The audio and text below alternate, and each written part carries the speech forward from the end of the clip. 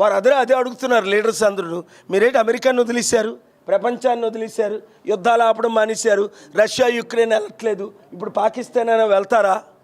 ఎందుకంటే ప్రపంచంలో ఎక్కడ యుద్ధం అయినా, ఎక్కడ ఎర్త్క్వేక్ అయినా నేనే ఉండేవాడిని. అలాంటిది మన దేశంలో ఎందుకు ఉంటున్నాను? మన దేశాన్ని బాగు చేయాలంటే మన రాష్ట్రాలని బాగు చేసుకోవాలి. మన రాష్ట్రాలు బాగు చేస్తే దేశం బాగుపడుతుంది, మన దేశం ద్వారా ప్రపంచం బాగుపడుతుంది, మనం బాగుపడుతుంది. చాలా డేంజరస్ సిచ్యువేషన్లో ఉన్నాం. India is the best country in the world with all it's potentiality, but in the hands of the wrong people, destroying it's economy, it's democracy, it's secularism and it's everything. ఇది జరుగుతుంది, యుద్ధమే. ఏదో ఒక విధంగా వాళ్ళు యుద్ధం చేయాలి. అందుకనే ఆ యుద్ధాన్ని ఆపడానికే నేను పాకిస్తాన్తో చర్చలు జరుపుతున్నాను, ఇండియన్ లీడర్స్తో చర్చలు ఎందుకంటే రెండు దేశాల నాయకులు ఆ కాలం నుండి బెనర్జీ భుట్టో సమయం నుండి భుట్టో ఫాదర్ నాకు అందరూ పరిచయం. నేను పాకిస్తాన్ వెళ్ళడం మీరు చూశారు, అక్కడ ప్రెసిడెంట్లు నన్ను ఎంత గౌరవిస్తారో చూశారు. ఈ యుద్ధాలు అన్నది మనం ఆపాలి. ఆ ఆపే శక్తి దేవుని కృపలో నా ఒక్కడికి మాత్రం ఉంది. మా చర్చలు సఫలం అవ్వాలని మీరు ప్రేయర్ చేయండి. అదే ఈ టెర్రరిస్టులు అక్కడికి ఎలా చేరారు, ఇప్పుడు వరకు వాళ్ళు ఎక్కడున్నారు, దీనికి మద్దతు ఎవరు ఇస్తున్నారు, ఇవన్నీ సిఐఏ దగ్గర ఇన్ఫర్మేషన్ ఉంది. పిల్లు కళ్ళు మూసుకొని పాలు తాగితే సరిపోదు. మోదీ గవర్నమెంట్, మన భారతదేశ గవర్నమెంట్కి నేను పూర్తి మద్దతు ఇస్తున్నాను. మోదీ గారిని, అమిత్ షా గారిని, పెద్దల్ని నేను వీలైతే ఈ ఫ్రైడే సాటర్డేనే కలిసి దీని మీద చర్చలు జరిపించి లీడర్స్ని కలిసి రూపాలా గారితో మాట్లాడడం జరిగింది. లీడర్స్ని కలిసి ఏ విధంగా మన సైడ్ నుంచి టెన్షన్లు తగ్గాలి. ఎందుకంటే పాకిస్తాన్ ఛాలెంజ్ చేస్తుంది, మా దగ్గర ఆటం బాంబు ముందు మర్చిపోకండి, హైదరాబాద్ మీద పడేస్తాం, ఢిల్లీ మీద పడేస్తాం, బాంబే మీద పడేస్తాం. ఏమవుతాయి మన సిటీలు?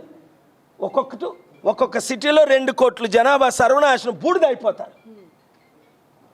ఇప్పుడు పిచ్చోడి చేతిలో రాయినట్టు పాకిస్తాన్ చేతిలో న్యూక్లియర్ వెపన్స్ ఉన్నాయి. గమనించారా దాని పవర్?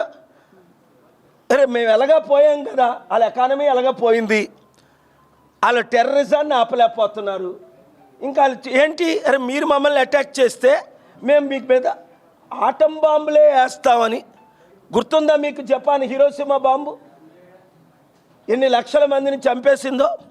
ఇప్పుడున్న బాంబులు, ఒక్క బాంబు పడితే హైదరాబాదులో కానీ, ఢిల్లీలో కానీ, బాంబేలో కానీ, కలకత్తాలో కానీ, చెన్నై, బెంగళూరులో కానీ వాళ్ళు టార్గెట్ చేసిన 6 సిటీల్లో ఏ సిటీలో పడినా ఒక్కడ మిగలడు, బూడిదైపోతారు. శాంతి కొరకే నా ప్రయత్నం అంతా, శాంతి కొరకే నేను వెళ్ళాను, శాంతి చర్చలే నేను జరిపించాను.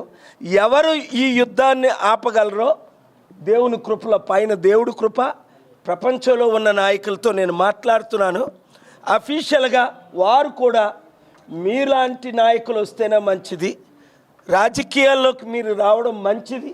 ఇండియా బాగుపడాలి అంటే, ఇండియా చైనా మధ్య, ఇండియా పాకిస్తాన్ మధ్య యుద్ధమే లేకుండా ఉండాలంటే కేవలం కేఏ పాల్ ఒక ప్రూవెన్ శాంతి దూతే రావాలని జనాలు కోరుకుంటున్నారు, నాయకులు కోరుకుంటున్నారు, ప్రపంచ ప్రెసిడెంట్లు కోరుకుంటున్నారు, సెనేటర్లు, కాంగ్రెస్మెన్లు కోరుకుంటున్నారు.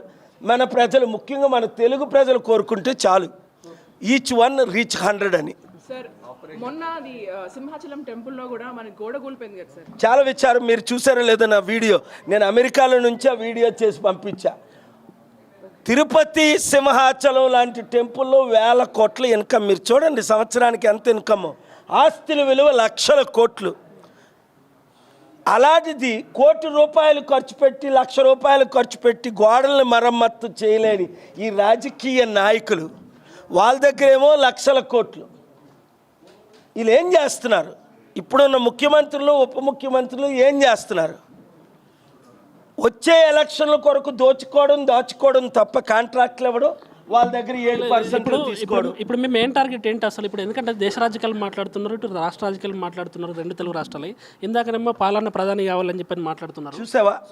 మీరు చూడండి, దేశాన్ని బాగు చేయాలంటే 2 తెలుగు రాష్ట్రాలు బాగుపడాలా, పాలన మారాలి. నేను క్లియర్గా మాట్లాడుతుంది ఒకటే, పాలన రావాలి, పాలన మారాలి. నేను తప్ప ఈ దేశాన్ని ఎవడు బాగు చేయలేడు. మరో 10 సంవత్సరాల తర్వాత మీరు చూసుకోండి. అంటే ఇప్పుడు ఫోకస్ అంతా దేశ రాజకీయాల మీద పెడతారా రాబోయే రోజుల్లో? దేశ రాజకీయం రాష్ట్ర రాజకీయాలు ఇంటర్నల్ లింక్డ్. నేను ఎప్పటి నుంచో దేశ రాజకీయాల్లో ఉన్నాను. రెగ్యులర్గా ఢిల్లీలో నెలకు వన్ వీక్ ఉంటున్నాను. మీరు ప్రెస్ మీట్ల ద్వారా చూస్తున్నారు, మీటింగ్ల ద్వారా చూస్తున్నారు. ఫైనల్గా చెప్పండి, అన్ని పార్టీ నాయకులు కలుస్తున్నాను. అమరావతి సభకు దేశాన్ని కాపాడమే మన బాధ్యత. ఎలా కాపాడుతాం అన్నది ఒక ప్లాన్ ఉంది. మన దేశాన్ని మనం కాపాడాలి అంటే, ఇండియాని నెంబర్ 1 ప్రపంచంలో చేయాలంటే మన తెలుగు రాష్ట్రాలు. నిన్న అంతవరకు ఎందుకు వాషింగ్టన్ డీసీ ఫ్లైట్ ఎక్కుతుంటే 38 మంది Telugu passengers, IT professionals, doctors, engineers, Hindus, Muslims, Christians. Sir మీరు అద్భుతంగా మాట్లాడుతున్నారు, మా ఊరు రండి అని వర్జీనియా నుంచి, మేరీల్యాండ్ నుంచి వాళ్ళు పిలుస్తున్నారు. ఇండియన్స్, మన తెలుగువారు విదేశాల్లో ఉన్నారు అందరూ. ఈ నెంబర్ తీసుకోండి, 3468126546. మన మీడియా ద్వారా మీ అందరినీ నేను రీచ్ అవుతాను. మరలా నేను 10 days 2 weeksలోనే మరలా మీ దగ్గరికి వస్తున్నాను. ఫైనల్గా చెప్పండి, మీకు అమరావతి సభకు మీకు ఆహ్వానం అందిందా? అసలు అమరావతి మీ గురించి మీరు ఎందుకు మాట్లాడలేదు? నేను మాట్లాడుతుంది అమరావతి ఎలా సర్వనాశనం అయిపోయిందని. అమరావతి పేరుతో, ఆంధ్రప్రదేశ్ పేరుతో, స్టీల్ ప్లాంట్ పేరుతో ఇప్పటికే వీళ్ళు 1000 కోట్లు దోచుకున్నది సత్యం. నేను అన్నది అప్పు చేసి క్యాపిటల్ వద్దు మనకి. అప్పు ఇప్పుడు పరిస్థితుల్లో మరి 12 లక్షల కోట్లు ఉన్నప్పుడు ఒక రాజధాని కూడా అవసరం కాబట్టి ఎట్లా తీసుకొచ్చి కట్టాలి మరి? అది నేను ఇప్పుడు దాకా చెప్పింది అదే. ఎలా రాజధాని కట్టాలంటే గుజరాత్ ఎలా కడుతున్నారు అలాగే